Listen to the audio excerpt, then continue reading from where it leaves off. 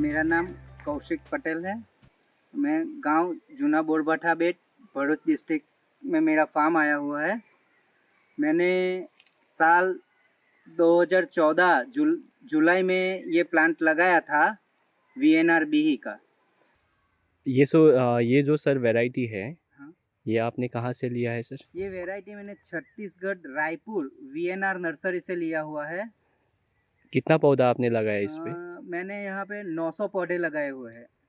कितना दूरी दूरी रखा है? डिस्टेंस 8 बाई 10 का है। रो टू रो 10 और plant to plant 8 feet. Plantation के बाद में आपने कितना महीने या तो साल में आपने प्रोडक्शन ले लिया? प्लांटेशन के बाद मैंने 2 साल के बाद प्रोडक्शन लेना चालू किया था। बाकी पहले फ्रूटिंग तो आया हुआ था, लेकिन वो सब निकाल दिया था मैंने। तो अधिकतर आपने प्लांट का कैनोपी पहले बनाया? हाँ, पहले प्लांट का कैनोपी बनाया 2 साल और उसके बाद फ्रूटिंग लेना चालू किया। जैसे मैं देख रहा हूँ काफ़ी बड़ी है, नीचे से भी है कैनोपी है, नीचे से खाली है आपका।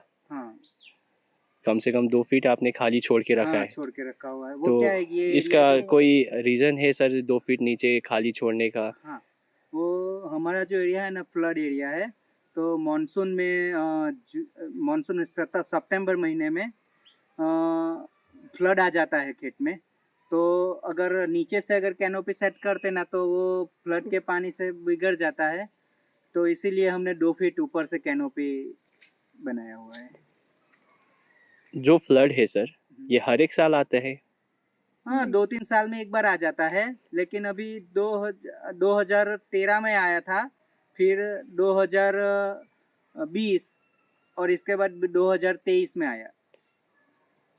जैसे यहाँ पर देख रहे हैं पेड़ों पे 7-7 9-9 फीट तक मिट्टी पत्ते पे लगा हुआ है। हाँ, तो यहाँ पर भी फ्लड आया हुआ था, और कितना ऊपर तक आपका ये फ्लड यहाँ पर आया था हाँ, सर?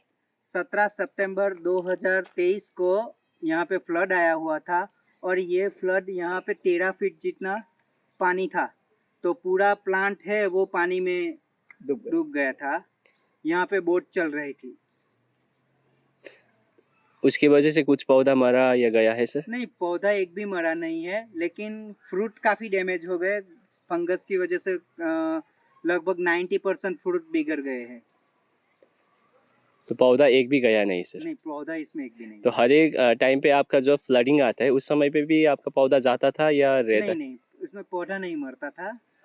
फ्रूट का नुकसान होता था। मतलब में जो भी प्रोडक्शन आता था उस टाइम पे, वो प्रोडक्शन में लॉस होता था।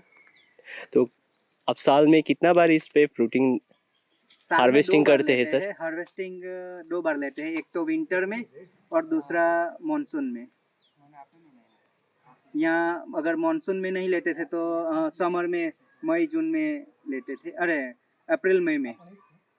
तो वो क्या होता है, जो गर्मी में प्रोडक्शन लेते हैं ना, तो उसमें रेट का प्रॉब्लम रहता है और टेस्ट भी फीका रहता है। तो इस हिसाब से फिर हमने विंटर में मानसून में लेना चालू किया है। तो वो बहुत बढ़िया रहता है।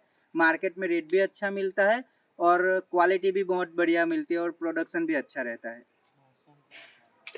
एक पौधे से अभी कितना तोड़ाई कर रहे हैं सर, और एक एक सीजन में? सीजन में एक पौधे से 20 kg के समथिंग टुडाई कर रहे हैं। एक फल कितना केजी का हो जाता है या कितना ग्राम का हो जाता है?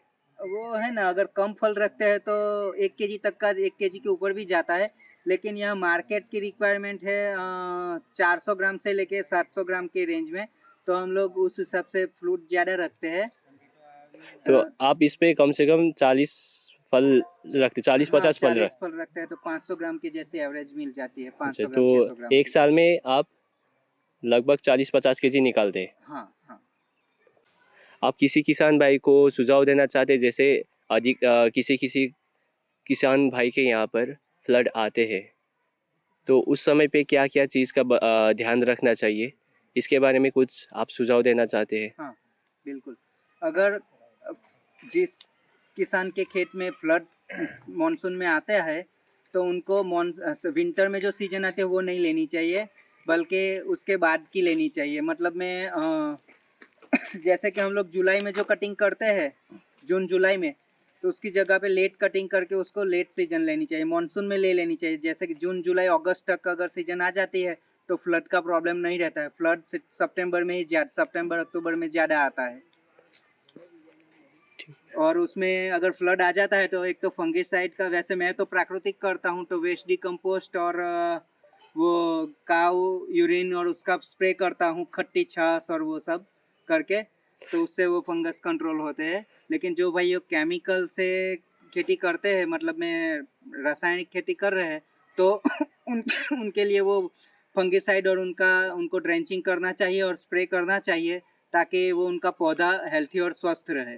ये फ्लडिंग के बाद में। हाँ, फ्लडिंग के बाद में।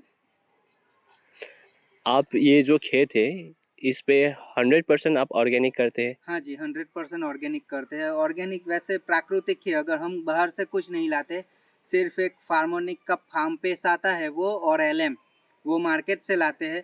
बाकी सब चीज़ हम यहाँ पे बनाते हैं, घन जीवामृत, बीजामृत, वो सब हम यहाँ पे बनाते हैं और वही हम खेत में डालते हैं। टेस्ट में कैसा है टेस्ट सर? में बढ़िया रहता है, क्योंकि मार्केट में जो फ्रूट आते हैं ना, लेकिन जो मेरे कस्टमर है वो यहाँ से खेत से आके ले जाते हैं बेचने के लिए, तो उनका ये कहना है कि जब हमारे पास माल नहीं रहता है तो वो मार्केट से लाते हैं, तो उनके कस्टमर टूटने लगते हैं कि वो बोलते हैं कि आप वो फल नहीं बेच रहे हो जो पहले बेचते थे। यानी टेस्ट और उनके जो सेल्फ लाइफ है, ये उसमें काफ़ी इम्प्रूवमेंट आता है प्राकृतिक से। आप लोकली मार्केटिंग करते हैं या मतलब नहीं, कहीं दूर बेचते हैं हमारा मार्केट? पूरा लोकल ही में ही है, लोकल ही पूरा हो जाता है। अंकलेश्वर में बेचते हैं? अंकलेश्वर में, भरूच में, और ज़्यादातर रिटेलर ज़्यादा ले जाते हैं, जो रिटेल सेल करते हैं वो लोग। कोई होलसेल व्यापारी यहाँ पे नहीं लेने आता है, रिटेल व्यापारी ही लेने आते हैं, और वो पूरा एक दिन में सब यहाँ आके ऑटो रिक्शा लेके आते हैं और लेके जाते हैं। सर आपको Vienna nursery private limited company है, उससे क्या मदद आपको मिलता है? प्लांट लगाने के बाद सर 3 साल तक वो उनके यहाँ से रिप्रेजेंटेटिव आते हैं और विजिट लेते हैं प्लांट की। हमें 3 साल तक वो उनका गाइडेंस मिलता है कि प्लांट कितनी हाइट पे होता है, फिर उसका प्रूनिंग कैसे करना होता है, उसका कैनोपी मैनेजमेंट कैसे करना होता है, तो वो उनका पूरा गाइडेंस वो लोग हमें देते हैं।